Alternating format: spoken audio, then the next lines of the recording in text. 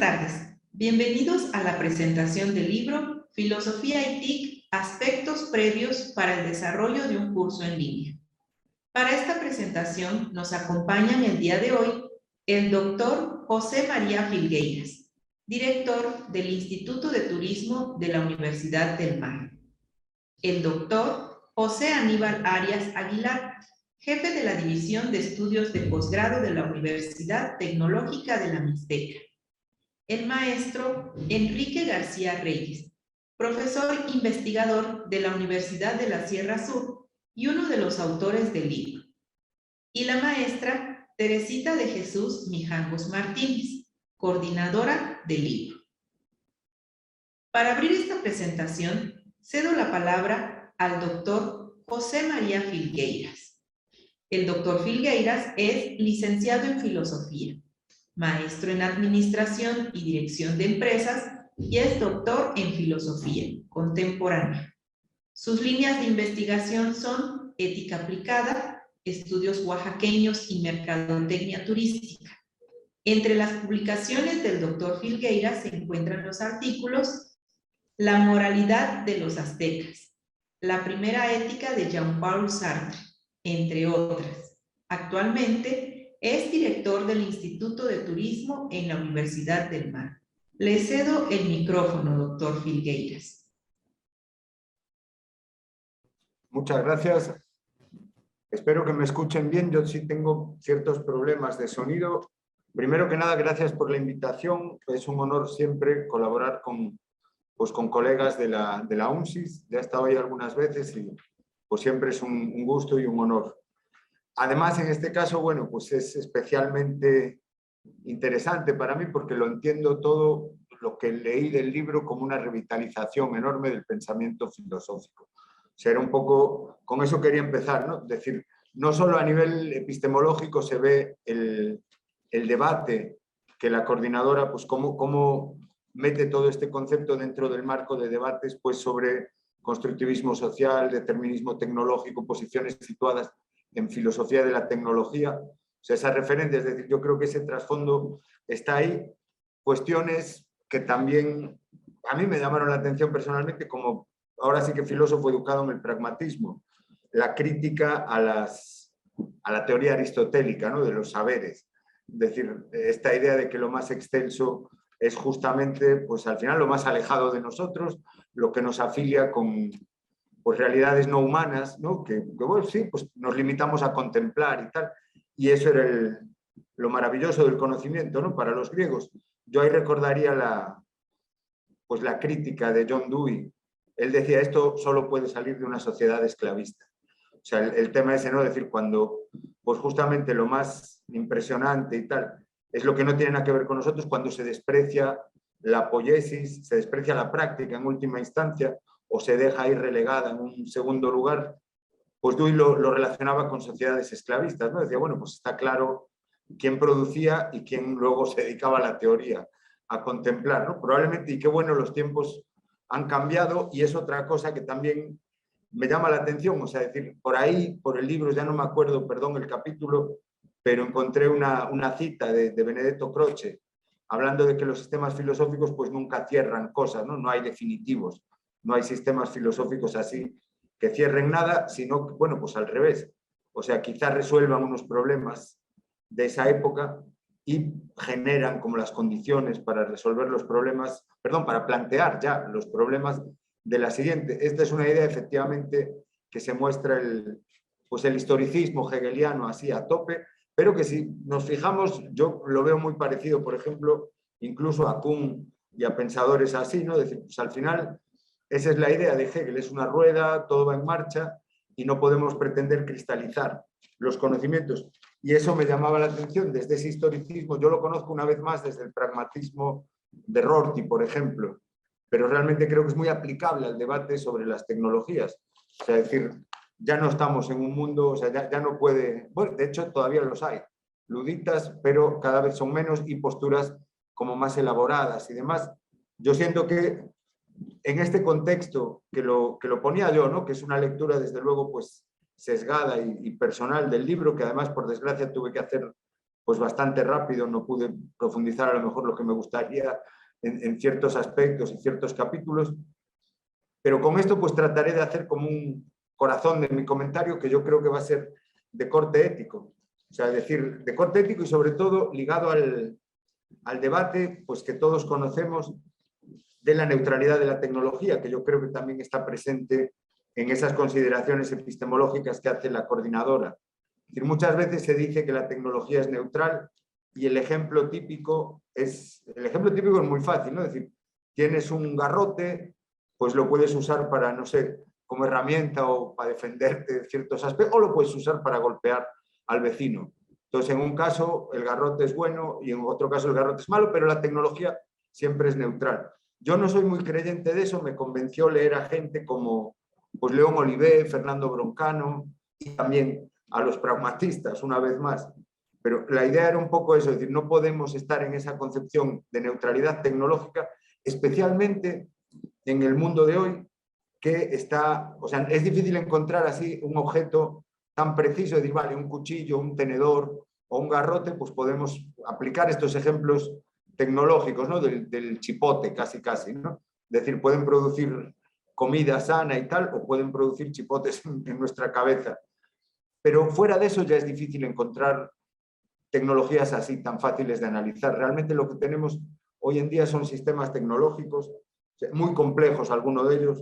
Es decir, realmente dudo que se pueda establecer una valoración así acerca de la neutralidad o no de la Estación Espacial Internacional o de, no sé, un transatlántico, cosas así. O sea, hay que ver muchísimo más, hay que ver el sistema en su conjunto, en última instancia, ¿no? Yo es un poco lo que entiendo. Y ahí ya nos encontramos con cosas más complicadas. Por ejemplo, un arma nuclear o un sistema, ¿no? de armas nucleares, pues realmente no es esa neutralidad. O sea, podemos decir, no, la energía nuclear, ok, a veces sirve para pues, calentar y dar energía a nuestras ciudades y otras veces para destruirlas. Yo no creo que sea tan sencillo. Un sistema, por ejemplo, de armamento nuclear tiene unos fines, sea la disuasión, la intimidación, en última instancia, no creo que nunca el ataque, pero bueno, tiene unos fines determinados y eso sí se pueden evaluar éticamente. Yo eso era lo que me sirvió un poco de ventana para abordar, ¿no? Ahora sí que desde mi perspectiva personal y tal, el contenido del libro. Que aparecen muchas cosas, yo ahí ya no, pues ahora sí que va a ser como un rollo de cuestiones que me llamaron la atención, es decir, primero el enfoque que le dieron a todos los ámbitos del aprendizaje, o sea, hablan de e-learning, b-learning, m-learning, o sea, realmente me parece muy completo porque efectivamente, como decimos, los tiempos han cambiado, la tecnología evoluciona y cada vez hay más posibilidades abiertas. Eso a mí me parece interesantísimo. Por ejemplo, el b-learning realmente lo podríamos ver como que es un pasito adelante y un pasito atrás, pero a mí me parece que son los dos pasos adelante y lo estamos viendo, por ejemplo, ahora en la disque nueva normalidad, que lo estamos haciendo todo el tiempo.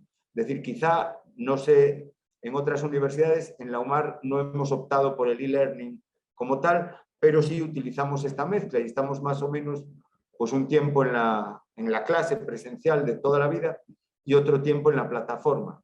O sea, nosotros usamos Google Classroom y ese sería otro punto destacable del libro, que constituye una guía excelente acerca de todas las posibilidades técnicas, ¿no? Yo, por ejemplo, no conocía varias de esas plataformas. Yo me centré en la que nos mandaron usar. Yo uso en Google Classroom, pues aprendo a utilizar, pero, por ejemplo, no conocía, no sé, algunas de las que vi, Paradiso, Colibri, que están ligadas sobre todo al entorno móvil, el cual me parece pues, que cada vez ha cobrado más importancia. Esto lo vemos en educación, pero pues, yo lo veo también en mercadotecnia muchas veces. Que como todo lo estamos viendo ya justo, ¿no? Me gustó la caracterización esa del motor inmóvil. O sea, el celular, que además en España le decimos el móvil, pues el móvil como, ¿saben? Motor inmóvil. Me pareció genial. Creo que sí, está cambiando todo. Y por supuesto en la enseñanza. Lo hagamos a través incluso de redes sociales como WhatsApp, estas pseudo m-learning así, ¿no? De bajo nivel, o ya planteándonos pues la creación de plataformas y demás. Me pareció muy interesante. Otra cosa, los agentes inteligentes y en general todo el uso de inteligencia artificial pues en el sector educativo, en nuestra chamba. En última instancia, que ahí hay mucho miedo. O sea, siempre se está hablando, no, ya nos van a suplir, que no sé qué. Yo creo que esa cuestión de apocalípticos e integrados, ¿no? Que decía Humberto Eco, sigue presente. O sea, yo sí me considero bastante integrado a la cuestión, ya no de los medios de comunicación, a la tecnología en general, pero aquí, al hablar de esto, de agentes inteligentes y de cómo se pueden usar en última instancia para conocer mejor a los alumnos, satisfacer mejor sus necesidades en última instancia, yo siento que estamos viendo cómo la inteligencia artificial y estas técnicas nuevas nos pueden ayudar, en última instancia, a hacer mejor nuestro trabajo, ¿no? Otra cosa que me llamó mucho la atención y que soy firme creyente, la cuestión de los juegos. Yo creo que es una cosa de las mejores que se pueden aprender. Yo me acuerdo haber leído cosas hace años de Serious Games, por ejemplo, y hoy en día de la gamificación, así en general, en todos los aspectos. Habría que trabajarlo mucho más porque es curioso, sé de casos de profesores, profesoras que han intentado gamificar sus clases y se encontraron con una resistencia muy fuerte por parte, pues, del alumnado. Es curioso. O sea, dicen, no, queremos volver a las clases tradicionales porque nos exige demasiado trabajo. Yo siento que hay videojuegos con los que se aprende un montón de cosas. Pensemos, no sé, Eevee, por ejemplo, todas las habilidades que puedes aprender de negociación y tal, al ponerte en un puesto, pues, de ese poder, ¿no? Galáctico, que diríamos y tal. Hay muchos juegos y siento que la gamificación es un punto que habría que explotar, pues todavía muchísimo más, que es una ventana de oportunidad para, pues, para nosotras y nosotros los docentes, ¿no? Y con esto voy cerrando porque yo sí puse el cronómetro ahí más o menos y ya veo que me voy acercando. ¿Qué puedo decir después de ver todo esto? Pues realmente en este ámbito que decíamos de la posible valoración ética de los sistemas tecnológicos, pues que tal como lo están planteando en el libro, realmente la valoración ética tiene que ser no positiva, sino muy positiva. O sea, es un giro interesantísimo de los acontecimientos porque todas estas tecnologías, y además yo creo que lo muestra de un modo claro el libro, se están utilizando en última instancia para, o sea, ahora diríamos en mercadotecnia, para servir muchísimo mejor a nuestros clientes, que son los alumnos. O sea, viéndolo así, los ponemos en el centro de todo, y esa es una cita que está por ahí en el libro. Si los ponemos en el centro de todo, los conocemos mejor, y al conocerlos mejor, perdón, podemos servir sus necesidades mejor y forjar todavía mejores personas. Yo no soy tan creyente en la pedagogía así moderna, no conozco tanto, pero sí conozco, pues, por ejemplo, la filosofía romántica de la Bildung y los hermeneutas que hablaron de la Bildung, esta formación, ¿no? Este concepto amplio del ser humano que los hacemos cada vez. Ahora se dice, y ya suena vulgar, la mejor versión de nosotros mismos, pero crear seres humanos cada vez mejores, enriquecerlos. En ese sentido, lo decía una vez más John Dewey, el enriquecimiento es el único fin moral. Es decir, creo que, tal y como lo plantean ustedes, este libro ayuda a enriquecer nuestra tarea como docentes y, en última instancia, a generar alumnos que van a ser como los superhéroes de Marvel, solo que mucho mejores y más listos. Entonces, muchísimas gracias. Un honor, de verdad, colaborar, y les digo, desde la ética e incluso desde la estética, que lo toman en cuenta en el libro, la empresa merece, de verdad, el libro, todos mis aplausos, y créanme que tendrán aquí a un propagandista feroz del libro. Gracias de verdad. Muchas gracias, doctor Filgueiras. Les recordamos también que esta videoconferencia se está transmitiendo por YouTube, por Facebook, y pueden hacernos llegar sus preguntas a través de las redes sociales. Continuamos con la participación del doctor José Aníbal Arias Aguilar. El doctor Arias estudió la carrera de Ingeniería en Comunicaciones y Electrónica en el Instituto Politécnico Nacional ESIME Culhuacán, la maestría en Sistemas Computacionales en la Universidad de las Américas Puebla y la maestría y el doctorado en Informática de la Imagen y el Lenguaje en la Universidad Paul Sabatier, Francia. Trabajó 3 años en la empresa Schlumberger como ingeniero de soporte técnico en proyectos de telefonía pública para Telmex, y 1 año como profesor asociado en la Universidad de Bayona, en el País Vasco francés. Actualmente es jefe de posgrado en la Universidad Tecnológica de la Mixteca e imparte cursos en las maestrías en robótica y en medios interactivos y en los doctorados en robótica y electrónica. Tiene la palabra, doctor Arias. Muchas gracias. Bueno, al igual que el doctor Figueras, también disfruté mucho la lectura de este libro. Les agradezco mucho haberme considerado y la verdad, pues un placer participar con ustedes, ¿no? También conozco la UNCIS, un lugar muy agradable. Y bueno, pues todos los temas que toca el libro de alguna manera me son cercanos. Quiero decirles que este fue el primer libro que leí en un dispositivo lector, en un Kobo, y justamente lo que estaba describiendo el doctor en el capítulo 8, pues lo noté, ¿no? La localización y el avance, el sentido de avance en el libro, me hacía falta medir las hojas que había avanzado para saber dónde estaba, ¿no? Justo lo estaba leyendo y justo lo estaba experimentando, ¿no? Yo quiero, digamos, hablar de varios aspectos del libro a través de algunas experiencias que hemos tenido acá antes, durante y después de la pandemia.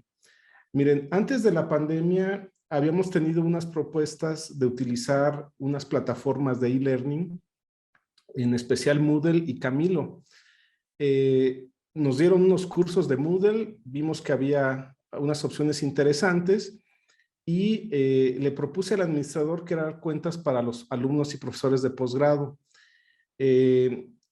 Lo primero que ya cuando se hizo la demanda, el administrador nos dijo, mi servidor no va a cubrir, no tiene los recursos para cubrir esta demanda, ¿no? Está un poco limitado y el número de profesores y alumnos que están solicitando su espacio no lo soporta.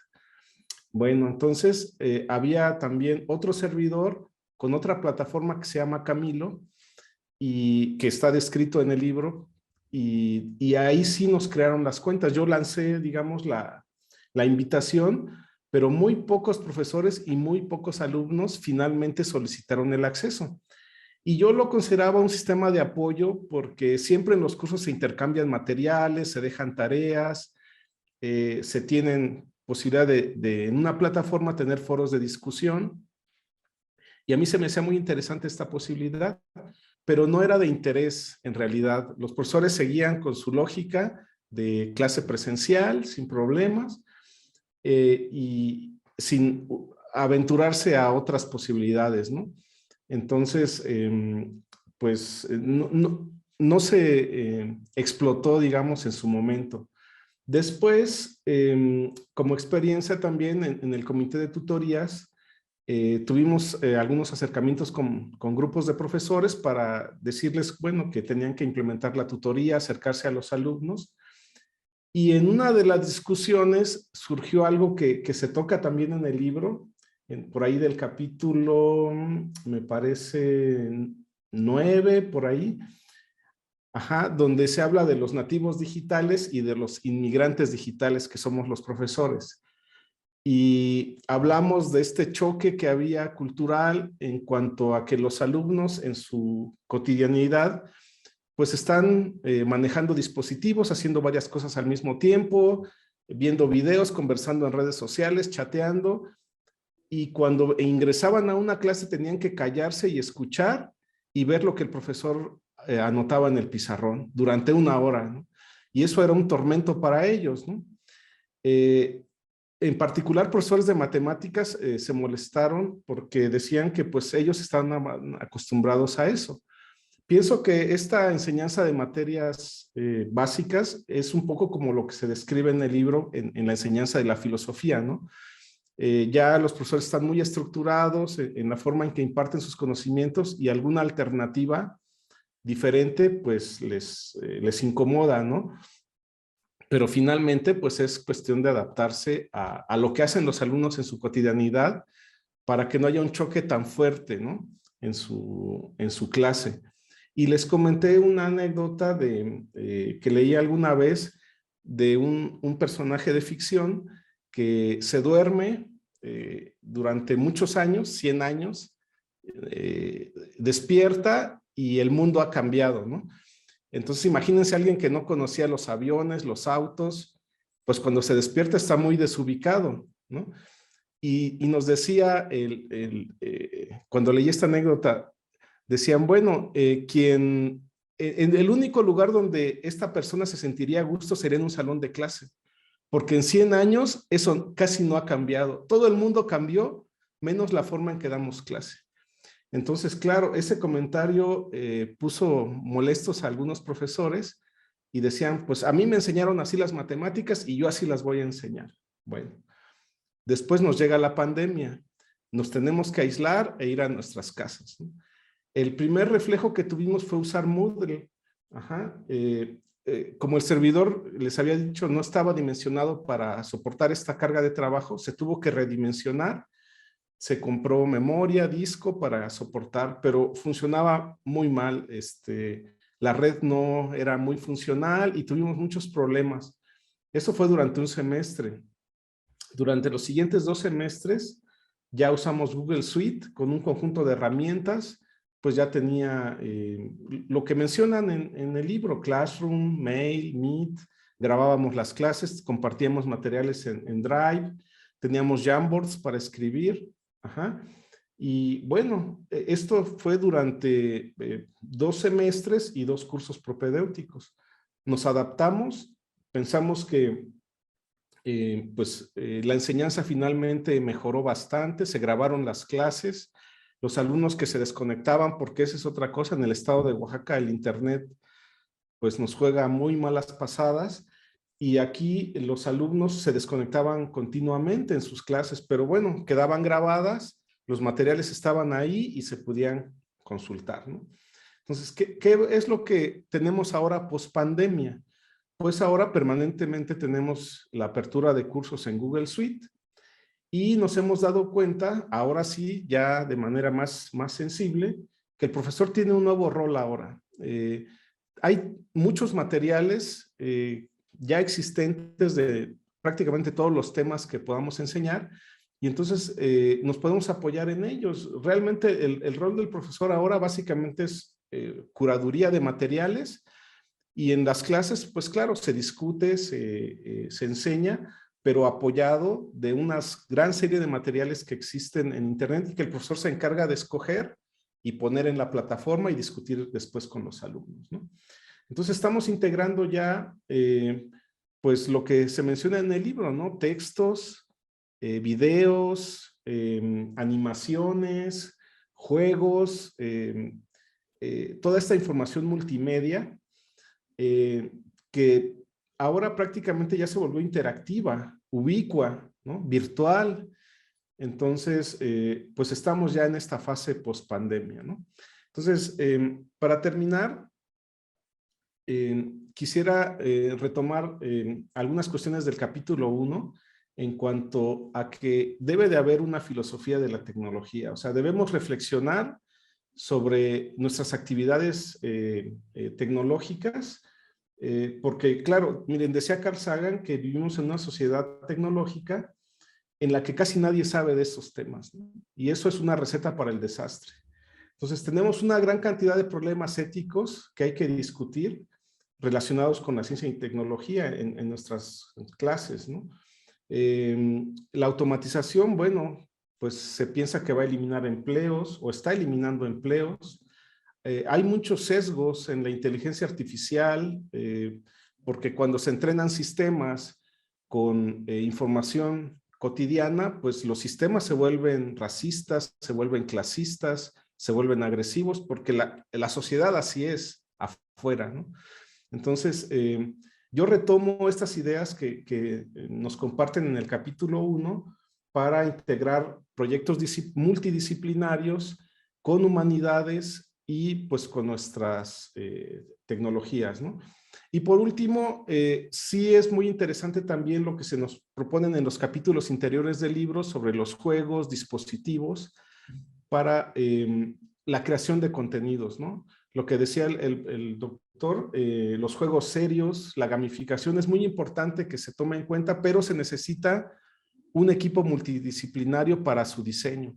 Y hay opciones más sencillas como esas aplicaciones de juego, como Kahoot, por ejemplo, donde se pueden integrar retos al interior de la clase, ¿no? Entonces, hay varias maneras de poder escalar. Una es utilizar aplicaciones que promueven el reto, el juego dentro de la clase, y por otra parte, con más cuidado, integrar grupos que diseñen contenidos con diseñadores, programadores, expertos en las materias, pedagogos, que puedan diseñar pues unidades de aprendizaje, ¿no? Entonces, creo que mi tiempo está llegando al final y nuevamente les agradezco mucho por la invitación. Gracias. Muchas gracias, doctor, por su participación. Les recordamos también que en el chat de nuestras redes sociales pueden ir mandando sus preguntas. Continuamos. Esta tarde también nos acompaña el maestro Enrique García Reyes. El maestro García es profesor investigador de la UNCIS desde hace 18 años, con formación en física, física de altas energías y astrofísica. En investigación ha tenido experiencias en grupos de colaboración internacional y ha sido beneficiado con cursos y talleres impartidos por centros internacionales como el CERN. Como docente, ha dedicado más de 20 años. Actualmente, imparte cursos de matemáticas en las diversas carreras de la Universidad de la Sierra Sur. Y la necesidad de encontrar y elaborar materiales adecuados para los alumnos de cada curso le ha llevado al desarrollo de textos propios y al continuo aprendizaje de nuevas herramientas para la enseñanza. Tiene la palabra, maestro García. Muchas gracias. Lo que les voy a comentar quizá es una visión muy particular porque es más bien la experiencia como autor. No es propiamente sobre el libro, sino más bien el trabajo que intentamos hacer como docentes. Y esa, creo yo, es una parte muy, muy relevante. Creo que las ideas que voy a expresar son más o menos compartidas por la mayoría de los compañeros. La elaboración de este libro ha sido una experiencia muy importante, aunque la contribución que hagamos de manera individual pueda parecer relativamente menor, pero el trabajo colectivo es lo que está dando un resultado interesante. Como profesores durante bastante tiempo, muchos años, hemos compartido espacios, hemos compartido tiempos en la institución, pero dado el tamaño de nuestras instituciones, nos encontramos con profesores que tienen diferentes perfiles, diferentes formaciones, diferentes historias y diferentes objetivos en el desarrollo profesional de cada uno. Esto siempre ha sido una dificultad importante para lograr construir equipos de trabajo. Y los pocos intentos que hemos empezado en algún momento se ven truncados por esta dificultad de desarrollar trabajos de investigación propiamente que requieren un nivel de especialización muy alto y que no es compartido por todos los profesores.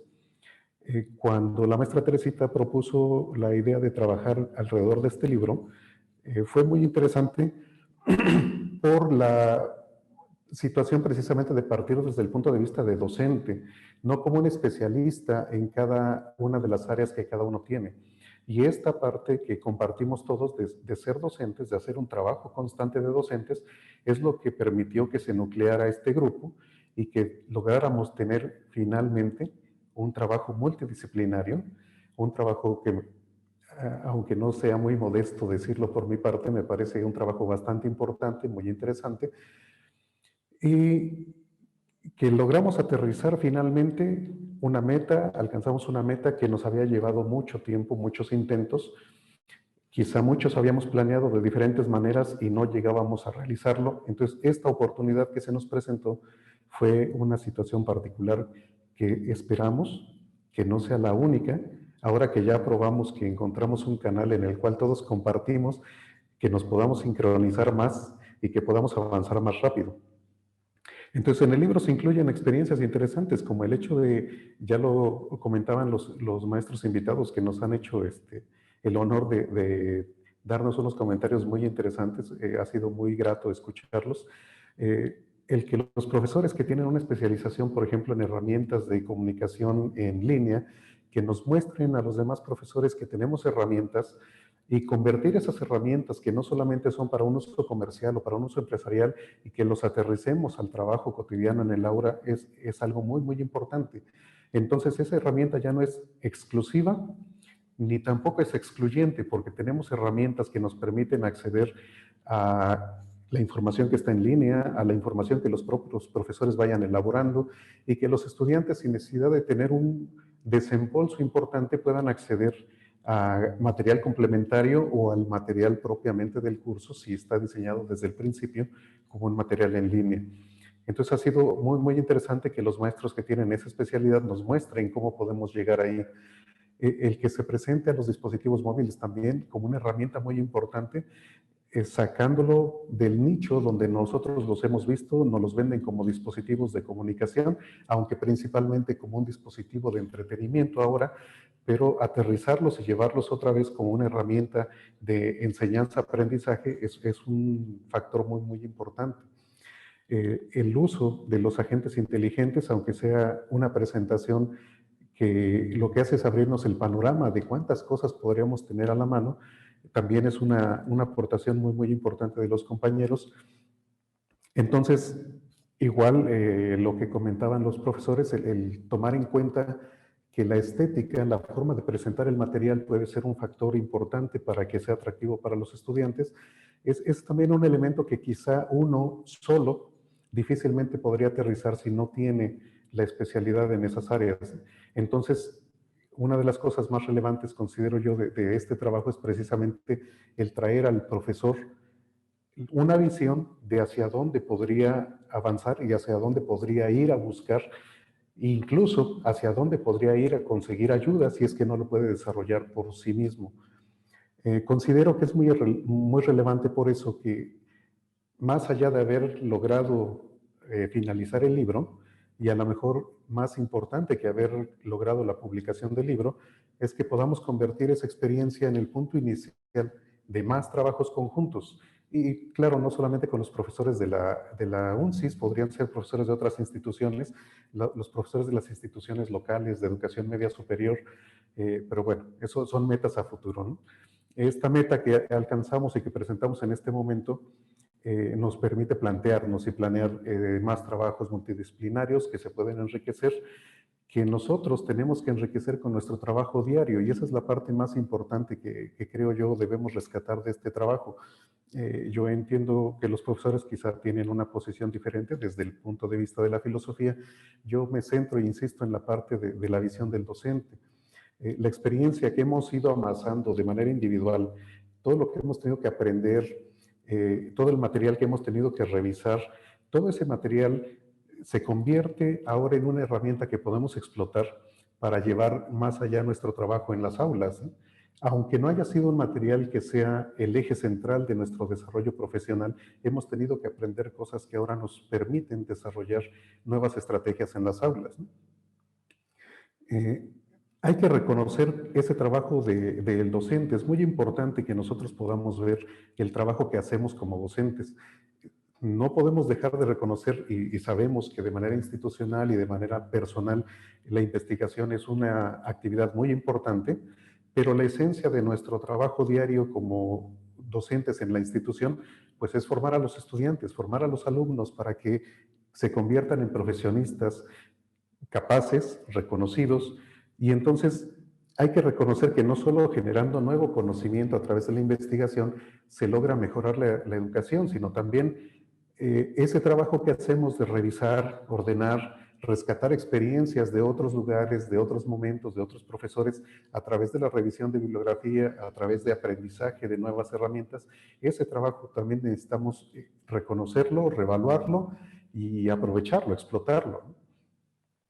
Reconocer que todos los días invertimos tiempo en la actualización, toda la información que llevamos al aula tratamos de llevarla lo más actualizada posible, todo el tiempo que invertimos en ensayar nuevas propuestas de trabajo, el tiempo que invertimos en mejorar nuestras propuestas de trabajo en el aula, todo eso nos deja material que a veces queda oculto, no lo vemos porque no tenemos a lo mejor ese contacto con los compañeros y nosotros como docentes no tenemos el espacio para presentarlo, ¿no?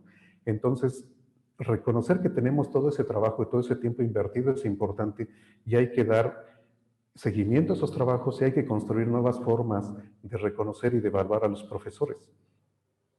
En mi opinión, creo que es muy importante que la institución cuente con material propio. Y de manera muy, muy personal considero, aunque quizá exagero en decir que es mi opinión personal, porque obviamente otros quizá lo piensen, el que una institución tenga esa capacidad de desarrollar sus materiales propios muestra el nivel de madurez y el nivel de desarrollo que tiene la institución. Entonces, en ese sentido, para la UNCIS es un paso muy importante haber logrado este trabajo.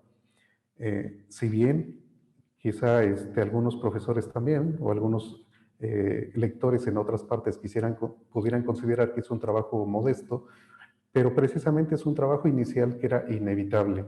Había que empezar en algún momento y ya dimos ese primer paso. Entonces ahora hay que continuar y hay que explotar esas experiencias que tenemos. Hay que buscar en algún momento la construcción de un programa de publicaciones, de materiales, de guías, de libros de texto, no porque necesariamente pueda ser un negocio, no porque necesariamente implique un retorno de recursos para la institución, sino como una medida de calificación del trabajo que nosotros estamos haciendo y que la institución dé a conocer el trabajo que se hace con los estudiantes en la institución. En el caso particular de la UNCIS, el prestigio que se ha ido labrando se basa en los resultados, no en lo que nosotros digamos. Se miden y se muestran, por ejemplo, los resultados de los exámenes del EGEL y hacemos una ceremonia y les damos una medalla a los estudiantes que logran con su trabajo conseguir las mejores calificaciones. Pero más allá de esos premios o el premio que algún estudiante logra conseguir porque su tesis es reconocida en un concurso, lo que está construyendo el prestigio de la institución es el reconocimiento que los egresados tienen en el trabajo. El hecho de que las instituciones, las empresas ya estén buscando a nuestros egresados, que nuestros egresados ya sean deseados en el mercado laboral, eso es lo que muestra que la UNCIS está trabajando, que está produciendo. Y el trabajo central para esto es el trabajo diario que permite que un estudiante aspirante se acerque a la UNCIS, se forme y finalmente sea un egresado reconocido. Entonces, ese trabajo diario del aula es un trabajo que necesitamos forzosamente reconocer y reevaluar. Entonces, quisiera terminar un poquito para no extenderme demasiado con estas ideas de que necesitamos trabajar en esa dirección, de que ya probamos con esta experiencia, de que tenemos entonces la posibilidad de continuar colaborando y de aprovechar todo ese trabajo docente también para mostrar otra cara de la UNCIS, ¿no? Entonces, no todo es los premios que se logran, no todo es la investigación que se hace y se publica. Tenemos el trabajo diario que es relevante y que necesitamos también aprovecharlo y exponerlo. Gracias. Muchas gracias por su participación, maestro Enrique. Cedo ahora la palabra a la maestra Teresita de Jesús Mijangos Martínez. La maestra Mijangos es licenciada y maestra en filosofía, maestra en ciencias con especialidad en lógica y lenguaje y maestra en lógica y filosofía de la ciencia. De 2015 a 2017 fue presidenta de la Academia Mexicana de Lógica. Sus líneas de investigación son tecnología educativa, lógica, didáctica de la lógica y argumentación.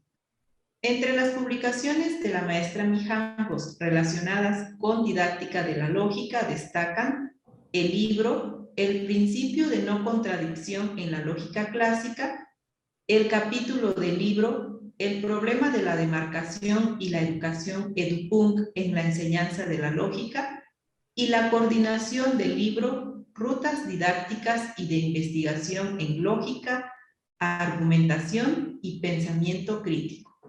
Actualmente es profesora investigadora en la Universidad de la Sierra Sur. Adelante, maestra Mijangos. Gracias. Buenas tardes a todos. Ha sido un placer escuchar las presentaciones anteriores. Muchas gracias a los profesores por aceptar la invitación. Bueno, y gracias a todos los que nos acompañan en esta transmisión. Me gustaría comentar dos puntos en relación con el libro que hoy se presenta, Filosofía y TIC, y dos cuestiones que creo que son importantes y completarían, para quienes todavía no se han acercado al libro, esta visión general. Uno, cómo surgió la idea de hacer este libro y cómo está estructurado. ¿Cómo surgió el libro? Bueno, en general, ¿cómo nació esta idea de crearlo? Bueno, nació en una jornada de investigación que se realizó aquí en la Universidad de la Sierra Sur. En ese foro, me acuerdo, les comenté a mis compañeros de informática mi deseo de que existiese un libro en donde se explicasen las herramientas elementales para desarrollar un curso en línea para quienes no somos especialistas en tecnologías. Un libro que de alguna manera pues me ayudase a seleccionar dentro de la enorme cantidad de información que tenemos disponibles en la red, por ejemplo, las herramientas más adecuadas para el curso específico que quisiera crear con las características que yo le quisiera dar al curso en específico. Tenía problemas de ese momento de que tenía muchas ideas en la mente de cómo modelar los cursos de filosofía y quería hacer varias modificaciones y no sabía yo cómo expresar al especialista en cuestión esas inquietudes. Entonces me tardaba mucho, trataba de dar ejemplos, la otra persona trataba de entenderme, pero no sabía yo cómo podía transmitirle esa información. Entonces, en ese foro, precisamente algunos compañeros de informática pues se unieron conmigo a responder la siguiente pregunta. Sin que fuera uno un tecnólogo, por ejemplo, en mi caso, sin ser una tecnóloga, ¿cómo puedo seleccionar las herramientas más adecuadas para un curso en línea? Y específicamente, ¿qué necesito saber para realizar tal selección? Me interesaba en lo personal y sabíamos que no era nada más mi interés propio, sino el de muchos otros compañeros en mi área, que teníamos que dar cursos en línea. Habían muchas herramientas en la red, pero bueno, no podías pasarte tanto tiempo escogiendo las herramientas y no tenías como un mapa. Entonces, ¿cuáles son las herramientas que necesito para, digamos, las más adecuadas que necesito para realizar un curso en línea? Y con esa pregunta nosotros estructuramos el libro, ¿sí? Necesito, por ejemplo, conocer herramientas y sitios que me permitan crear y gestionar los cursos. Eso es, por ejemplo, información que nosotros abordamos en el capítulo 2. Necesito también saber qué son las plataformas en línea, cuáles existen, para que yo pueda valorar cuál sería más conveniente y cuál no para los propósitos específicos en mi curso. Eso es contenido del capítulo 3.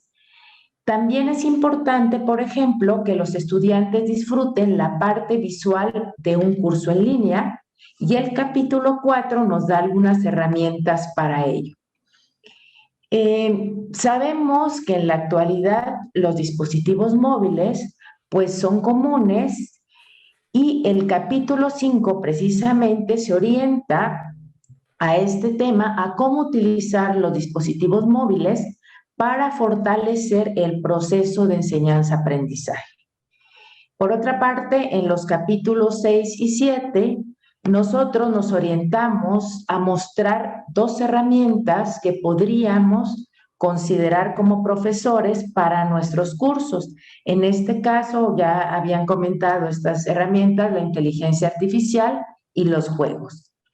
Ya en el capítulo 8 se nos presentan algunos consejos prácticos para que realicemos, construyamos nuestros propios libros electrónicos y de allí que ese capítulo, el 8, se llame Escribe tu propio libro electrónico. Pero como sabemos, toda herramienta pues ha de usarse prudentemente y no sobrevalorarla. Y para recordarnos esto está el capítulo 9, que nos informa por qué los libros electrónicos no son una panacea, por qué no son una solución para todos los males, y contrasta el formato de libro electrónico con el formato impreso. Ahora, ya comentando de manera muy rápida esta estructura, nos podríamos preguntar, bueno, ¿y en todo esto cómo entra la filosofía en este panorama? Bueno, respecto a la tecnología, generalmente se presentan dos posturas. Una de aquellos que aman con locura lo tecnológico y otros que odian con muchas fuerzas lo tecnológico. Nosotros queríamos despertar en el libro a un lector que sintiese cierto amor por las tecnologías, pero que este amor fuera crítico. Un amor que reconoce los límites y las posibilidades de lo tecnológico. Y para ello, pues, se hacía necesario un capítulo de reflexión que abriera el libro. Y esto precisamente se encuentra en el capítulo 1, que se denomina Filosofía y TIC, Filosofía en el siglo XXI. Además de esa intromisión de la filosofía en los títulos de algunos capítulos, también se ve esta huella de la filosofía, así como en el contenido de algunos otros capítulos. Por ejemplo, en el capítulo 7, en el de juegos y más juegos, se introduce un apartado que se llama Filosofar a través del juego, o en el capítulo 5, dispositivos móviles, los nuevos motores móviles, pues se asume de alguna manera esta noción aristotélica que ya comentaban antes. El motor inmóvil en Aristóteles es el primer motor, el que mueve sin moverse, y en este sentido el celular, por así decirlo, que es uno de los dispositivos móviles, mueve muchas cosas que están en nuestra sociedad sin él estrictamente moverse, ¿sí? Entonces, hay varios puntos interesantes allí en donde se van mezclando cuestiones de filosofía a partir de los temas tecnológicos que se van desarrollando, ¿sí? Creo que los profesores que presentaron anteriormente el libro, pues ya comentaron de una manera más amplia esta cuestión. Y me gustaría ya para terminar presentarles nada más lo que es la portada y el índice del libro, para que se den una idea más o menos de qué contenido encontrarán si se deciden a leer nuestro libro. El capítulo 1, bueno, aparte de la presentación, viene ya el capítulo 1, que como les comentaba se llama Filosofía y TIC, Filosofía en el siglo XXI. Tenemos el capítulo 2, que es el camino estoico para un curso en línea, y en el libro encontrarán la explicación de por qué se tituló así este capítulo. Capítulo 3, el ABC de las plataformas en línea. Capítulo 4, la belleza de la página. 5, dispositivos móviles, los nuevos motores inmóviles. Capítulo 6, agentes inteligentes, una herramienta en la educación. 7, juegos y más juegos. 8, escribe tu propio libro electrónico. 9, algunas consideraciones sobre el uso de los libros electrónicos. Entonces, este es un panorama muy general del libro.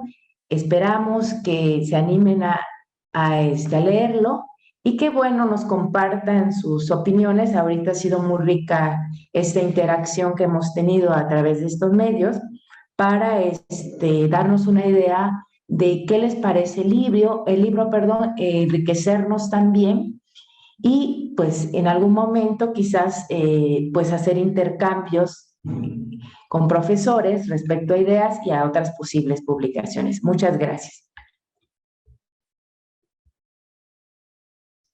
Muchas gracias, maestra Teresita, por su intervención. También pues agradecemos a todos los participantes. Ha sido muy interesante y también motivador escuchar sus comentarios. Les recordamos a los que están siguiéndonos por las redes sociales que pueden dejar sus preguntas en el chat.